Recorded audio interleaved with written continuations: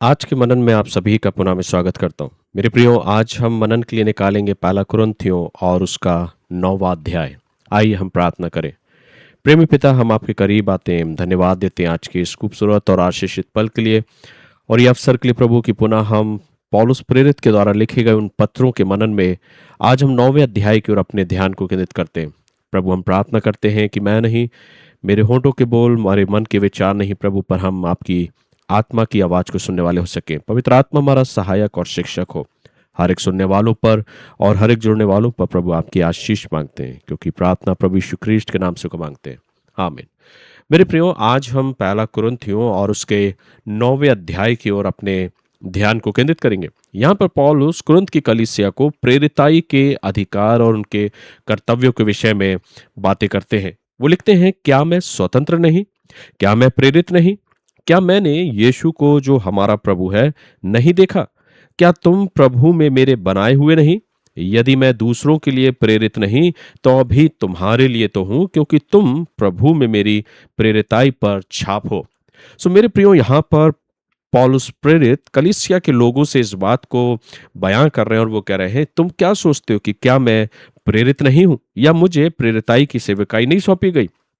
बेशक पौलुस जो है वो यीशु मसीह के द्वारा चुने गए उन 12 शिष्यों में से एक नहीं, बट जब उन्होंने अपने जीवन को समर्पित किया, जब उन्हें दर्शन मिला तो उनको प्रेरिताई का अवसर दिया गया और जब प्रभु ने उनको अपनी सेवकाई के लिए नियुक्त किया तो वो प्रेरित कहलाए। यहाँ पर पौलुस इन्हीं बातों को बयां कर रहे हैं। ऐसा लगता है कि बहुत से लोग प्रभु यीशु मसीह के द्वारा ठहराए गए उन 12 प्रेरितों के अलावा और किन्हीं को प्रेरित घोषित करना या स्वीकार करना नहीं चाह रहे, और इन्हीं बातों को लेकर पौलुस अपने प्रेरिताई और उसके अधिकार और उनके कर्तव्यों को बयां कर रहे हैं। और इसलिए पौलुस आगे लिखते हैं कि क्या तुम प्रभु में मेरे बनाए हुए नहीं? बेशक यदि दूसरे मुझे माने या ना माने, पर तुम्हारे लिए तो मैं प्रेरित हूं, क्योंकि तुम मेरी प्रेरिताई पर छाप हो। तुम मेरे द्वारा बुलाए गए हो। मैंने प्रभु की सेवकाई के द्वारा तुमको प्रभु के उस वचन और उस वचन की शिक्षा को मैंने तुम्हें दिया है। आगे लिखते हैं, जो लोगों ने पौलुस को जांचा या परखा या उन अपने विचारों को व्यक्त किया, वो कहते हैं, जो मुझे जांचते हैं उनके लिए यही मेरा उत्तर है। आप पौलुस उन लोगों को जवाब दे रहे हैं जिन्होंने उनकी प्रेरिताई पर, उनके अधिकार पर, उनके कर्तव्यों पर प्रश्न उठाया था। पौलुस लिखते हैं, जो मुझे जांचते हैं उनके लिए यही मेरा उत्तर है। क्या उत्तर है? क्या हमें खाने पीने का अधिकार नहीं? पौलुस अब यहाँ कह रहे हैं, क्या हमें खाने पीने का अधिकार नहीं? क्या हमें यह अधिकार नहीं कि किसी मसीही बहन के साथ विवाह करके उसे लिए फिरे, जैसा अन्य प्रेरित और प्रभु के भाई और कैफा करते हैं? सो पौलुस यहाँ उन प्रश्नों का जवाब दे रहे हैं कलीसिया के अंतर्गत उन लोगों ने जो पौलुस की सेवकाई के प्रति और उनकी प्रेरिताई के प्रति और उनकी जिम्मेदारियों के प्रति प्रश्न उठाए थे। पौलुस उन प्रश्नों के जवाब में ये कहते हैं कि हमको अधिकार है कि हम क्या खाएं क्या पिएं, लेकिन आगे उसका संपूर्ण रीति से जवाब देते हैं। पर यहाँ कहते हैं, हमें अधिकार है कि हम क्या खाएं क्या पिएं।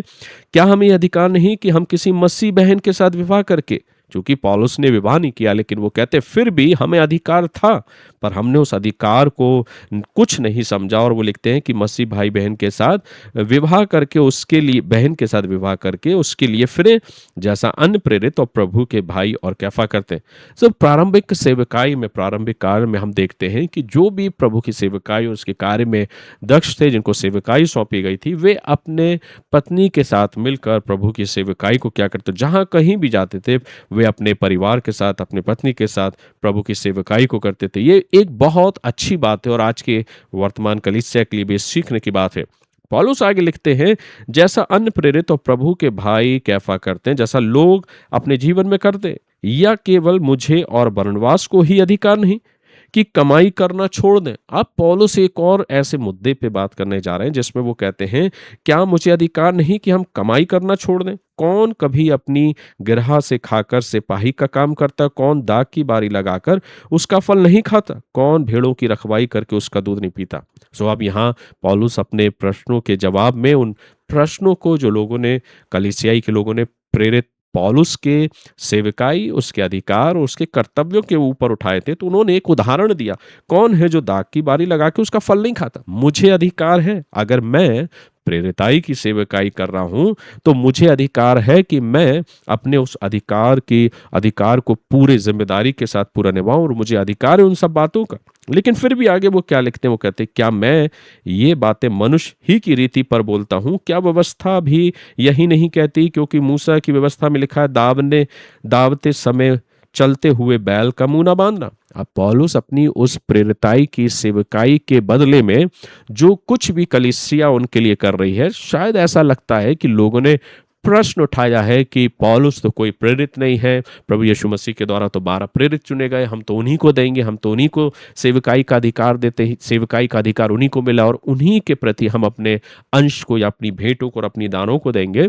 लेकिन पौलुस सबसे पहले यहाँ अपनी प्रेरिताई के विषय में उठे प्रश्न का जवाब देते हैं कि बेशक मैं उन 12 में से चुना हुआ नहीं, लेकिन फिर भी मसीह यीशु में मैं बुलाया गया हूं और प्रेरित का अधिकार दिया गया है। आगे पौलुस अपने पत्रों में और स्पष्ट रीति से कहते हैं, लेकिन यहां पर कहते हैं अपनी सेवकाई के विषय में, क्या मूसा ने यह व्यवस्था नहीं लिखी कि दावते समय चलते हुए बैल का मुंह न बांधना? क्या परमेश्वर बैलों ही की चिंता करता है? यहाँ पौलुस कहते हैं क्या परमेश्वर सिर्फ बैलों की ही चिंता करता है जैसा व्यवस्था में लिखा? नहीं, वो हर एक उस सेवक की भी चिंता करता है जो अपने जीवन के द्वारा प्रभु की सेवकाई को कर रहा है। आगे लिखा है या विशेष करके सिर्फ हमारे लिए कहता है? हाँ, हमारे लिए ही लिखा गया है, क्योंकि उचित है कि जोतने वाला आशा से जोते। सो अब पौलुस अपनी उस प्रेरिताई की सेवकाई के दौरान उस अधिकार के उन प्रश्नों का जवाब दे रहा है कि हाँ, हमारे लिए ही बोला गया है कि जोतने वाला आशा से जोते और दावने वाला भागी होने की आशा से दावनी करे। अतः जबकि हमने तुम्हारे लिए आत्मिक वस्तुएं बोई, तो क्या यह कोई बड़ी बात है कि तुम्हारी शारीरिक वस्तुओं की फसल काटे? जब दूसरों को तुम पर यह अधिकार है, तो क्या हमारा इससे अधिक ना होगा? सो पौलुस यहाँ अपनी सेवकाई, उस प्रेरिताई के विषय में और उस प्रेरिताई के द्वारा मिलने वाले उस अंश के विषय में बात कर रहे हैं। चूंकि ऐसा प्रतीत नजर आ रहा है कि बहुतों ने यह प्रश्न उठाया कि हम प्रेरित पौलुस को उसकी सेवकाई के लिए अपने अंश को क्यों दें, लेकिन फिर भी आगे पौलुस इन सब अधिकार के बारे में वर्णन कर रहा है कि बेशक जैसा व्यवस्था में लिखा है कि बैल का मुंह ना बांधना, हमारा भी अधिकार है कि हम भी कलीसियाई सेवकाई के दौरान उस अंश को ले सके। जब दूसरों को तुम दे रहे हो, तो क्या इस पर हमारा अधिकार नहीं? लेकिन फिर भी अपने उस अधिकार को वो महत्व ना देते हुए आगे क्या कहते हैं, लिखा है परंतु हम यह अधिकार काम में नहीं लाए, परंतु सब कुछ सहते हैं कि हमारे द्वारा मसीह के सुसमाचार में रुकावट ना हो। अब पौलुस कहते हैं हमें अधिकार तो है कि हम अपनी सेवकाई के दौरान उस अंश को या प्रेरिताई की सेवकाई को जो हम कर रहे हैं तुम्हारे मध्य में, उस सेवकाई के अंतर्गत आने वाली उस सेवा के उस अंश को हम लेने का अधिकार रखते हैं और तुम्हें देने का भी अधिकार है। सो पौलुस देने के विषय में, उस प्रेरिताई की सेवकाई के प्रति जो जिम्मेदारी उसके विषय में सिखा रहे हैं कि हमारा अधिकार है, लेकिन फिर भी मैंने उस अधिकार को अपने काम में नहीं लाया। वो कहते हैं मैंने उस अधिकार को काम में नहीं लाया ताकि मेरे जीवन के द्वारा प्रभु की सेवकाई या सुसमाचार में कुछ रुकावट ना हो।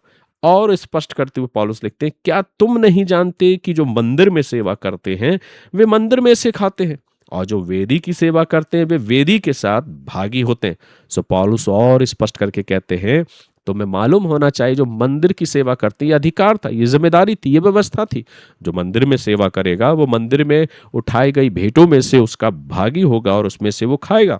सो परमेश्वर ने ये विधि या परमेश्वर ने व्यवस्था ठहराई थी। सो पौलुस भी इन बातों के विषय में आगे कहते हैं इसी रीति से प्रभु ने भी ठहराया है कि जो लोग सुसमाचार सुनाते हैं उनकी जीविका सुसमाचार से हो। सो पौलुस कलीसिया के उस विचारों को, उस प्रश्नों को, उन मतभेदों को उठा के वर्णन कर रहे कि यह हमारा पूरा अधिकार है, हमारी जिम्मेदारी है कि जब हम सुसमाचार सुनाते हैं तो हमारी जीविका सुसमाचार से, और तुम्हें देना भी चाहिए, तुम्हारा यह कर्तव्य भी बनता है कि तुम इस सेवकाई के प्रति अपने उस अंश को दो जैसे तुम दूसरों को दे रहे हो।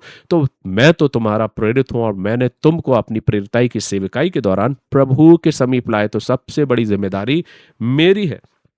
आगे पौलुस लिखते हैं फिर भी मैंने इस अधिकार को अपने काम में नहीं लाया। कितनी बार हम प्रभु की सेवकाई को कुछ यूं ही करते हैं, लेकिन कितने हैं जो वास्तव में उस अंश के लिए नहीं पर प्रभु के सुसमाचार के लिए समर्पित हैं कि प्रभु का सुसमाचार हर रीति से लोगों तक पहुंचने पाए। पौलुस आगे लिखते हैं, परंतु मैं इनमें से कोई भी बात काम में नहीं लाया। अब यहाँ घमंड के साथ, और घमंड करना भी उचित है मेरे प्रियो, पौलुस कहते हैं परंतु मैंने इसमें से कोई भी बात काम में ना लाया, और मैंने ये बातें इसलिए नहीं लिखी कि मेरे लिए ऐसा किया जाए। कैसा किया जाए?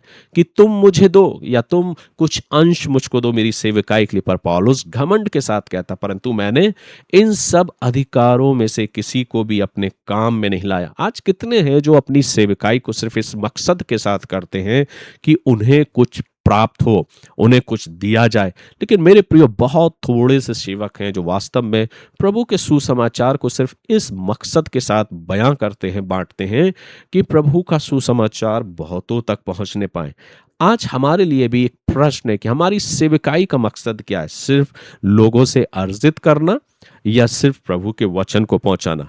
तो एक प्रश्न पौलुस हम सबके लिए भी यहाँ कहते हैं। वो कहते हैं, मैंने ऐसा नहीं किया क्योंकि इससे तो मेरा मरना ही भला है कि कोई मेरे घमंड को व्यर्थ ठहराए। पौलुस कहता है, ये मैं घमंड करता हूँ और इस बात का बयां करता हूँ कि मुझे इन सब बातों को काम में नहीं लाना। मैंने ना तुमसे कहा यदि मैं सुसमाचार सुनाऊं तो मेरे लिए कुछ घमंड की बात नहीं, क्योंकि यह तो मेरे लिए अवश्य है।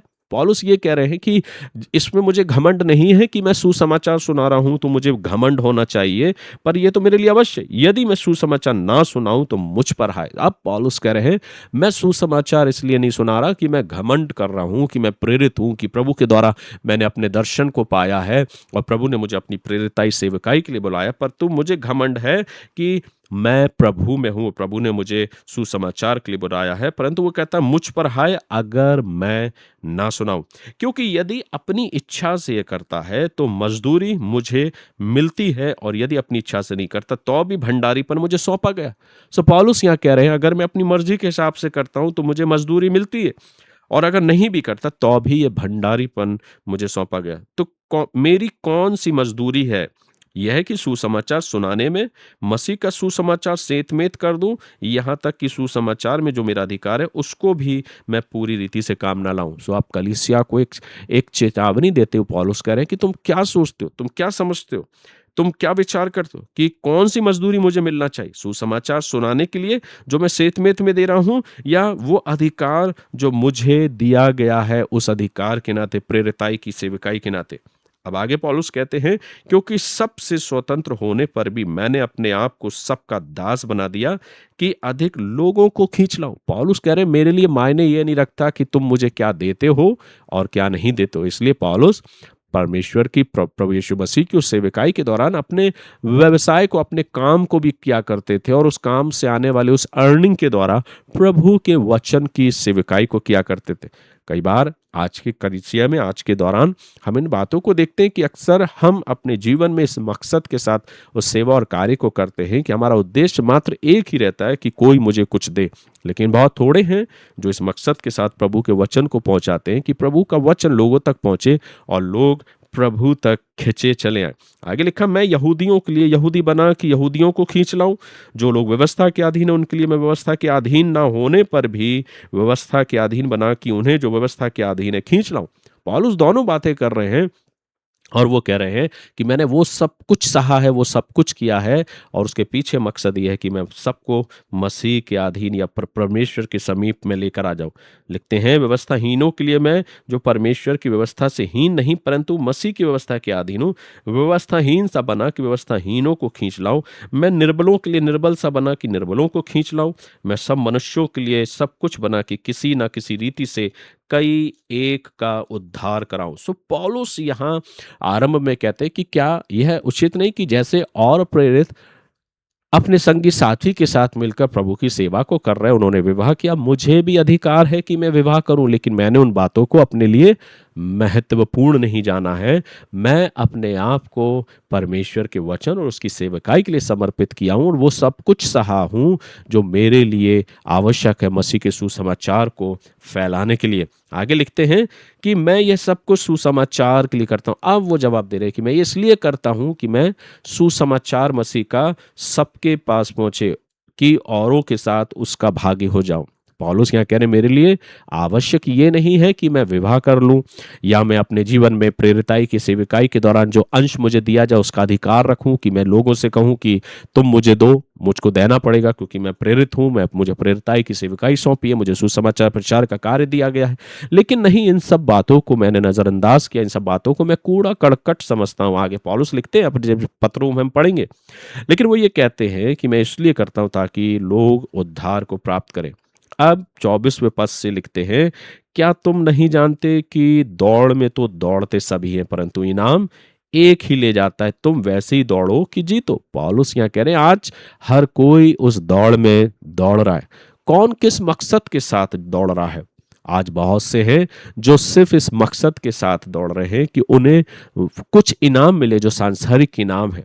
लेकिन पौलुस की दौड़ एक अनोखी दौड़ है। वो कहते हैं मैं उस आत्मिक दौड़ को दौड़ रहा हूं, मैं संसार के लोगों से इनाम को पाना नहीं चाहता, पर मैं मसीही के द्वारा इनाम को पाना चाहता हूं। आगे लिखते हैं, हर एक पहलवान सब प्रकार का संयम करता है। वे तो एक मुरझाने वाले मुकुट को पाने के लिए यह सब करते हैं, परंतु हम तो उस मुकुट के लिए करते हैं जो मुरझाने का नहीं। अब और स्पष्ट करते हैं पौलुस कि मैं ऐसी दौड़ में दौड़ रहा हूं जो सांसारिक इनाम पाने के लिए नहीं, पर उस मसीह के द्वारा इनाम पाने के लिए जो कभी खत्म नहीं होगा। इसलिए आगे वर्णन करते कि सब दौड़ तो रहे उस मुरझाने वाले मुकुट के लिए। आज बहुत से ऐसे अपने जीवन के द्वारा सेवा कार्य को कर रहे हैं जिसमें वो सिर्फ संसार और संसार की बातों को अपने जीवन में प्राप्त करना चाहते हैं, अर्जित करना चाहते हैं, सांसारिक तौर तरीकों के अनुसार अपने जीवन में अपने जीवन को आगे बढ़ाना चाहते हैं। लेकिन पौलुस कहते हैं मैंने इन संसार और संसार की चीज़ों को और संसार की भौतिक वस्तुओं को और हर एक उन सुख सुविधाओं की वस्तुओं को मैंने कूड़ा करकट समझा है, अपने लिए लाभ की बात नहीं समझी। पर मेरे लिए जो बात लाभ की है वो ये है कि मैं उस दौड़ में दौड़ रहा हूं और उस मुकुट को पाना चाहता हूं जो कभी मुरझाने का नहीं।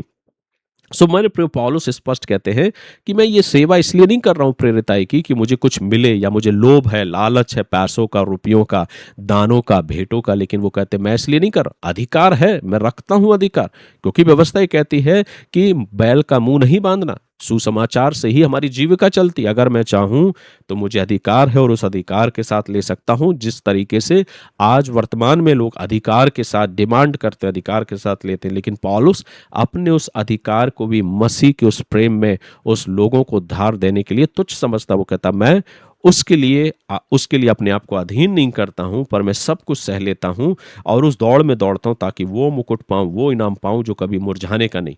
26वें पद में पौलुस कहते हैं इसलिए मैं तो इसी रीति से दौड़ता हूं परंतु लक्ष्य ही नहीं, मैं भी इसी रीति से मुक्कों से लड़ता हूं परंतु उसके समान नहीं जो हवा पीटता हुआ लड़ता है, परंतु मैं अपनी देह को मारता कूटता और वश में लाता हूं, ऐसा ना हो कि औरों को प्रचार करके मैं आप ही किसी रीति से निकम्मा ठहरूं। पौलुस यहाँ बहुत ही गंभीर बात को कहते हैं। वो ये कहते हैं कि मैं सिर्फ कह नहीं रहा हूं, लेकिन मैं उस वचन के अनुसार अपने जीवन को जीवित रीति तरीके से व्यतीत भी करता हूं, इस जीवन को जी रहा हूं और अपनी देह को मारता कूटता हूं। मारने कूटने का तात्पर्य है कि संसार और संसार की अभिलाषाओं से मैं अपने आप को दूर रखता हूं और वश में करता हूं।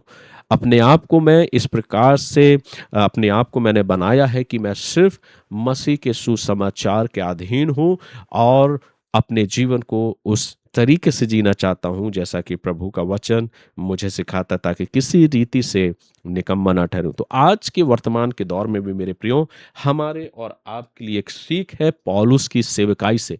पौलुस ने अपनी सेवा को इसलिए नहीं किया कि वो लोगों से कुछ अर्जित करे, उसे कुछ प्राप्त हो, उसे भेंटें दी जाए, उसे वो सब कुछ धन चीज़ें प्रदान की जाए, वो सुख सुविधाएं की चीज़ें प्रदान की जाए। लेकिन पौलुस की सेवकाई बहुत गंभीर सेवकाई रही। उसने कहा कि मैं अधिकार रखता हूं, मुझे अधिकार भी है, लेकिन फिर भी मसीह के लिए मैं इन सब बातों को निरर्थक समझता हूं। और इसलिए पौलुस अपने जीवन में सिर्फ कलीसिया की भेंटों पर ही वो डिपेंड नहीं थे। उन्होंने अपने जीवन को अपनी सेवकाई के साथ साथ अपने व्यवसाय को भी किया था कि कहीं भी किसी प्रकार से सुसमाचार प्रचार के कार्य में बाधा ना आने पाए और वो सुसमाचार को पूर्णता करने पाए। आज हम प्रभु के सुसमाचार को किस रीति से फैला रहे हैं मेरे प्रियो? क्या हमारा मकसद सिर्फ और सिर्फ सांसारिक और सांसारिक सुख सुविधाओं को पाना ही लक्ष्य है, या उस मुकुट को पाना हमारा लक्ष्य है कि हम वो मुकुट पाएं जो कभी मुरझाने का नहीं? मेरे प्रियो, पौलुस के जीवन में सिर्फ यही मकसद था कि वो उस दौड़ में दौड़ रहा था और सुसमाचार प्रचार को प्रचार कर रहा था बिना किसी लोभ और लालच के, ताकि वो मुकुट पाए जो मसीह आने वाले समय में उनको देगा। अगर हम और आप भी मेरे प्रियो बिना लोभ और लालच के किसी भी मकसद में होकर अपने जीवन को प्रभु के साथ व्यतीत कर रहे हैं और उस इनाम को पाने के लिए आगे बढ़ रहे हैं जो प्रभु आने वाले दिनों में हमको और आपको देगा, इसलिए संपूर्ण रीति से ईमानदारी और विश्वास योग्यता के साथ जब हम अपनी सेवा को करते हैं तो प्रभु कहता है मैं तुम्हें वो इनाम दूंगा जो कभी मुरझाने का नहीं। सो प्रभु आप सभी को आशीष दे मेरे प्रियो, और आज इस पहला कुरिन्थियों के 9वें अध्याय के द्वारा प्रभु मेरी और आपकी अगुवाई करे कि हम सांसारिक ज्ञान बुद्धि और समझ के आधार पर नहीं, पर परमेश्वर की आत्मा में होके, उस पवित्र आत्मा में होके प्रभु आज हमें इस वचन के द्वारा अपनी आशीष दे और आज हम इस वचन के द्वारा प्रभु की आशीष को पाने पाए। ईश्वर पिता आप सभी को अपने अनुग्रह और अपनी आशीष में यूं ही आगे बढ़ाते जाए। God bless you.